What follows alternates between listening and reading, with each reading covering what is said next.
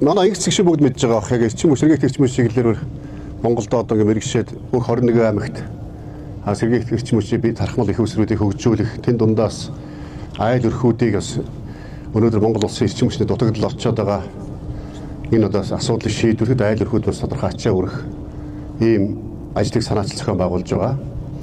За аж ахуй нэгжүүд маань бас улсын хэмжээнд ингээд энэ цементний үйлдвэр шиг бас дутагдж байгаа эрчим хүчнээс айл өрхүүдтэй булаацж хэрэглэхгүй өөрсдийнхөө тасралтгүй найдвартай чанартай эрчим хүчээр хангах, зөвөртөг зардлаа бууруулах ийм одоо зорилго тавьж ажиллаж байгаа бол маш зөв. Сэргээгт эрчим хүчүүд ялцгүй бидний одоо эрчим хүчний хараа байдлыг бууруулах маш үнэтэй хувь нэмэр оруулнаа.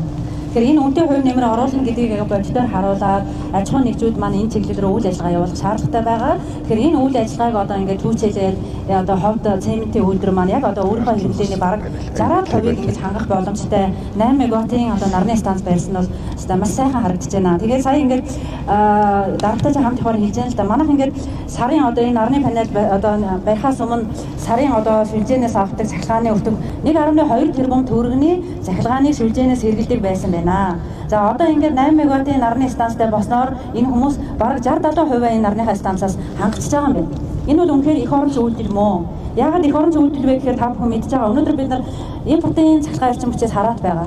Эрчим хүчний дутагдaltaй байгаа. Дөнгөж сая одоо бямцах дарга хэллээ. Олон айл өрхийг цахилгаанаар хангах тэр боломжийг энэ одоо өөрсдөө хангацнараа энэ компани ингээд нээж өгч байгаа юм байна. Тэр нэг одоо бас их харамсалтай зүйл харагдаад байна л да. Сая ингээд ховдын бас одоо засаг дарга хэлж байна. Ховдын одоо түгээх компани хийж байна. Бүхэл бүтэн ховд аймаг энэ олон мянган одоо иргэдтэй аймаг гэсэн иргэд маань аж ахуй нэгжүүд маань цахилгаанд холбогдох техникийн нөхцөлтэй ахын тулд улс аймаг руу явдаг. Энэ бол ерөөсөө байж болохгүй. Тухайн аймаг өөрөө өөрийнхөө асуудлыг өөрөө цахилгаанаар шийдэх, цахилгааныхаа техникийн нөхцөл өгөх асуудлыг тухайн аймаг л өөрөө шийдээ явах хэрэгтэй. Тэгэхээр энэ сая одоо бүтцийн өөрчлөлтөөр ийм одоо завхрал гарсан маа энийг одоо цаашаа уламжуулж өгөөч гэдэг эрчим хүчнийх маань бас юу тавьж байна л да.